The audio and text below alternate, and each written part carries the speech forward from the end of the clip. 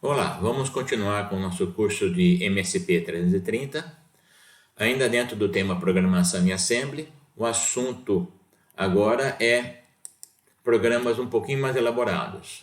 Vamos trabalhar com vetores, vamos sugerir uma forma para se trabalhar com vetores. Acredito que muitos já usaram programação com vetores. O que é um vetor?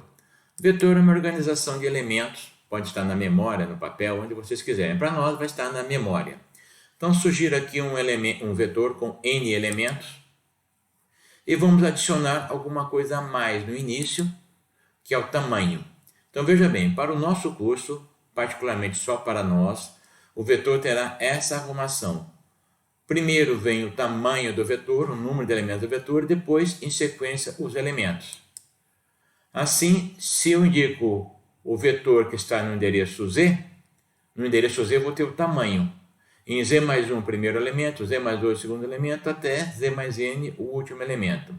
Então, essa aqui é uma arrumação, uma organização de vetor na memória, muito simples, que vai ser usado como exemplo no nosso curso. Exemplo, o vetor formado pelos números 4, 7, 3, 9 e 2, colocado no endereço 20. Ele vai ficar desta forma: a posição 20 da memória vai ter 5, porque 5. 5 é o tamanho do vetor. Depois vem os elementos 4, 7, 3, 9 e 2. Perfeito? Então, para nós, vetor é sempre esta forma. Isso facilita muito porque basta eu indicar o endereço para vocês, já que o endereço do vetor contém o tamanho do vetor e depois os elementos em sequência. Assim fica muito fácil de formular problemas e de trabalhar. Ok, o vetor aqui está exemplificado como bytes, mas ele pode ser formado por palavra de 16 bits, palavra de 32 bits. Vamos também adotar uma outra simplificação. O tamanho do elemento, o tamanho do vetor, tem sempre o mesmo tamanho dos elementos. Então, se o vetor é formado por bytes, o tamanho eu indico em byte. Se o vetor é formado por palavras de 16 bits, o tamanho eu vou indicar como uma palavra de 16 bits. Isso coloca uma limitação óbvia. Por exemplo, um vetor formado por bytes, no máximo, nessa nossa representação, teria tamanho de 255, mas ela é meramente didática para nós construirmos programas. Então vamos ao nosso programa 7. Construir a subrotina SV, que coloca em R5 a soma dos elementos do vetor de bytes que está no endereço vetor. Então veja bem, já forneço uma constante chamada vetor, e ela indica o endereço de início do vetor. E quero colocar em R5 a soma de todos os elementos do vetor. Essa subrotina se chama SV. Reparem que agora estamos usando a palavra subrotina, então SV vai ter no final um retorno. Como faríamos esse programinha? Toda vez que formos trabalhar, fazemos um programa um pouquinho mais elaborado, é interessante fazermos uma pequena lista com os recursos que vamos usar. Então, para esse programa, estamos definindo R5 para receber o somatório, já que estava aqui no pedido que R5 pedia a soma, então R5 é o somatório, R6 vai ser o ponteiro, R6 é o elemento que vai me indicar as posições do vetor que eu vou acessar, e R7 um contador. Então, eu estou precisando de um somador, de um ponteiro e de um contador. Vamos ao programa, então. A primeira coisa da subrotina SV é apagar o registrador R5, já que ele vai receber a soma. Em seguida, eu vou colocar em R6 o endereço do vetor, ou seja, estou inicializando o meu ponteiro. R6 é o ponteiro, ele está recebendo o endereço de início do vetor. Então, R6 vai apontar para o primeiro elemento, para o tamanho do vetor. Em seguida, eu vou transferir para R7 o tamanho do vetor. R7 é o nosso contador. Então, com essa instrução, eu leio, atenção aqui, leio a posição apontada por R6, pego o seu conteúdo e coloco em R7. Repetindo, então, R6 apontava para o início do vetor, estou indicando aqui, use o conteúdo de R6 como endereço para acessar a posição de memória, que no caso desse exemplo em particular tem 5, e colocar em R7. Em seguida, vou avançar o ponteiro uma posição. Ou seja, agora R6 está apontando para cá. Aí vou somar a posição apontada por R6, essa daqui, ao R5. Feita essa soma, vou incrementar R6. Soma, avancei R6 uma posição para a direita. Vou decrementar meu contador R7. Se não deu zero, eu volto e repito esse laço. Então, para o caso particular desse vetor, eu começo com R7 igual a 5 e R6 apontando para N mais 1. Somo R6 em R5, somo a posição apontada para R6 em R5, avanço o ponteiro e decremento o contador. Se não deu zero, volto para cá. E repito 1, 2, 3, tantas vezes quantas forem necessárias. Até que o contador, esse decremento no contador vai dar zero, e aí eu retorno. Algumas pessoas podem ficar preocupadas, né, porque eu inicializei R7 com byte, e aqui estou decrementando R7, como se ele tivesse 16 bits. Isso vai dar problema? Vou deixar para vocês tirarem essa dúvida no simulador, no Code Composer. Estava me esquecendo. Reparem que essas duas instruções aqui podem ser compactadas em uma única, né? Acessar uma posição apontada por um ponteiro e incrementá-la em seguida, existe uma instrução que já faz isso para a gente. Estou somando em R5 a posição apontada por R6 e incrementando o ponteiro. Como aqui está ponto B, R6 vai ser incrementado de uma posição. Se fosse ponto W, ou se não tivesse nada, ele seria incrementado em duas posições. Então, essa instrução aqui, estou introduzindo ela, é muito interessante e simplifica bastante nossos programas. Vamos agora ao programa 8, subrotina SV, que é soma de vetores, que coloca em R5 a soma dos elementos do vetor de bytes, cujo endereço está em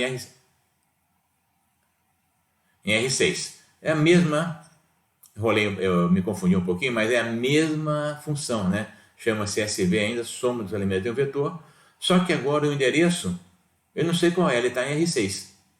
Ou seja, a subrotina, quem chama a subrotina, coloca em R6 o endereço de início do vetor.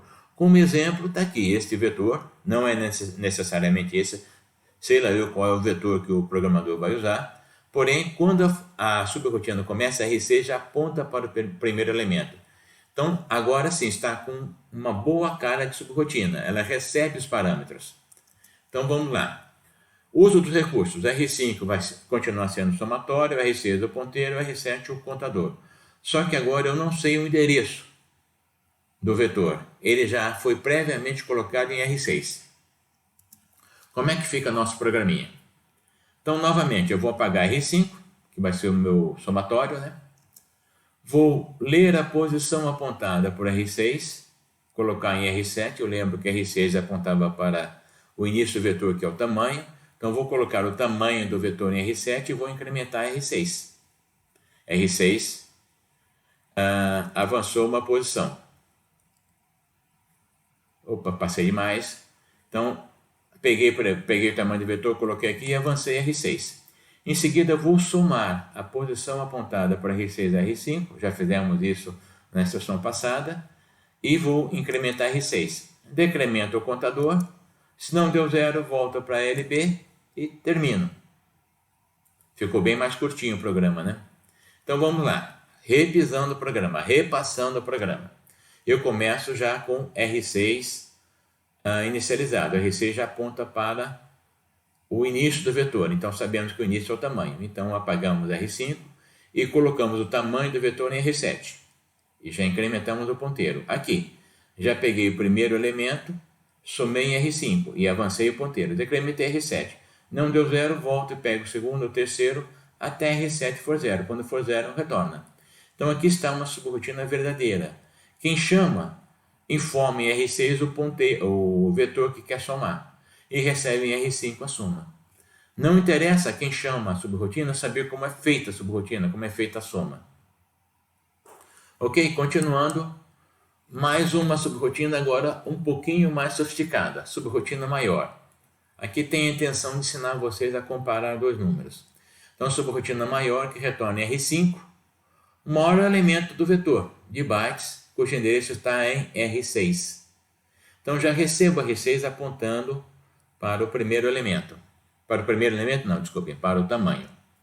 Recursos. Eu vou usar os mesmos recursos. Só que agora R5 vai conter o maior elemento provisório, o maior elemento momentâneo do vetor. R6 vai ser o ponteiro, R7 o contador. Se eu quero procurar o maior, eu vou inicializar R5 com o menor elemento possível, que é o 0. Então começamos lá. A função maior, apago R5. Coloco em R7 o tamanho do vetor e já avanço o ponteiro. Avançamos o ponteiro aqui. Agora eu vou comparar R5 com a posição apontada por R6. Muita atenção nessa comparação. A conta feita é R5 menos a posição apontada por R6. Tomamos como referência sempre R5. JHS, estão lembrados? Solte se for maior ou igual. Se R5 for maior ou igual, vai saltar lá para frente, para LB2. Se não for maior ou igual, ele executa a próxima instrução. Claro, nesse exemplo aqui, o 0, que é o valor atual de R5, não vai ser maior que R4, né? Então ele vai executar a instrução seguinte, que é essa. Pega a posição apontada por R6, coloca em R5. E assim, vamos agora ao LB2, que incrementa R6. Então vamos lá. Comparamos R5 com a posição apontada por R6. Se R5 fosse maior, saltaria para cá. Como não é maior, pego a posição apontada por R6 e coloco em R5. Avançamos o ponteiro R6. Decremento o contador R7. Se não deu 0, volto e repito. Agora eu vou comparar R5 com o próximo elemento R6, que no caso seria apontado para R6, que no caso seria 7. E assim vai até o contador chegar a 0. Quando chegar a 0, retornamos e em R5 estará o maior elemento. Eu preparei, usando o apelido de chinês, um chinês para vocês verem esse programa rodar. Estou tomando como exemplo este vetor aqui. Então, quem chama essa função, quem chama essa subrotina, já deixa R6 apontando para o elemento, para o tamanho do vetor, que é n. Então, vamos lá. Está aqui o nosso programinha, exatamente como eu mostrei para vocês. E começamos com a primeira linha, clear R5. Então, R5 foi para 0, R6 continua com n, em R7 eu não sei o que tem lá. Agora, eu vou pegar o tamanho do vetor e vou escrever em R7. O tamanho, nesse caso, nosso é 5, né? E vou incrementar R6. Então, vamos lá. Então, R7 apareceu já o 5 e R6 já está apontando para o próximo elemento. Vou comparar R5 com a posição apontada por R6. Então, vou comparar R5, que vale 0, com o 4. Então, vou comparar o R5 com a posição n mais 1, que é o 4. E agora vem o teste, né? Vou saltar se for maior ou igual. Claro, o 0 não é maior do que o 4, então vou passar por essa linha aqui. Então, eu vou colocar 4 em R5. E vamos agora para a posição seguinte, que é o incremento de R6. R6 agora aponta para a próxima posição, que contém o número 7. Decremento R7. R7 vale 4. É 0? Não é 0. Então, voltamos lá para cima, para LB1, e vamos agora fazer a próxima comparação. Está aqui. Então, vou comparar o 4 que está em R5 com a posição n mais 2, que é o 7. É maior ou igual? Não. O R5 não é maior que a posição apontada para R6. Então, vou executar esta linha aqui, que vou colocar em R5 o 7. Vou incrementar meu ponteiro, agora vai para n mais 3. Vou decrementar R7 e faço o teste. E assim vai. Na próxima comparação, esta linha vai ser pulada, porque o 3 é menor do que 7, ou seja, R5 vai ser maior que a posição apontada para R6. E assim vai. Bom, assim segue o programa, não está ele completinho aqui, você pode tentar terminá-lo em casa até o retorno. Ok? Bom, vimos então esses dois programas.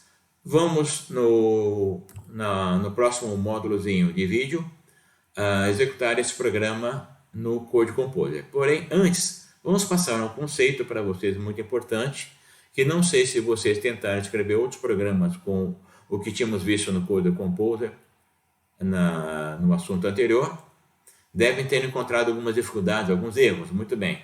Esses foram, de certa forma, intencionais. E está aqui agora uma transparência para elucidar completamente. Se vocês olharem, está aqui o programa que nós já vimos, já estudamos, porém com comentário do lado direito. O que é um comentário? É alguma coisa separada por um ponto e vírgula. O montador, tudo que vem depois do ponto e vírgula, ele ignora até o final da linha. Se vocês olharem, o programa em Assembly está dividido em 4 grandes áreas. A primeira recebe o nome de labels. São os rótulos, fazem referência à posição de cada instrução. Eles sempre começam na primeira coluna. Esses 2 pontos aqui é opcional. Colocamos ele, eu costumo colocar por mania. É tão comum label ser seguido por 2 pontos que eu repeti aqui.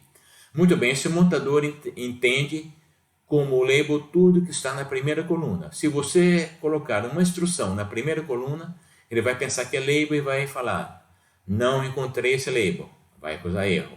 Então a primeira coluna é dos labels. Tudo que está na primeira coluna é encarado como label. Em seguida temos o campo dos mnemônicos. São as letrinhas que nos ajudam a identificar as instruções. Depois temos o campo dos operandos e dos comentários. Então, façam uma arrumação muito caprichada, direitinho, façam a indentação direitinho. Separem por um tab, por 2 tabs, esses campos. Perfeito? Sempre um tab, 2 tabs, não use espaço simples, coloquem tabs e arrumem o programa de forma muito bem ordenada, as colunas muito bem colocadas. Isso facilita a leitura e evita erros. Dou um exemplo do que não deve ser feito. O que acham desse programa aí?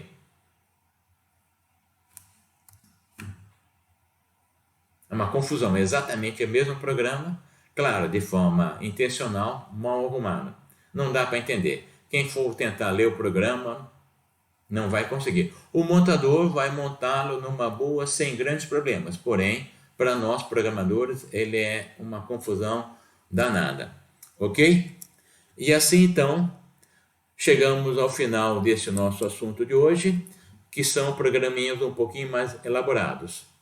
Próximo assunto é este programa executado no Code Composer. Ok, obrigado então pela atenção.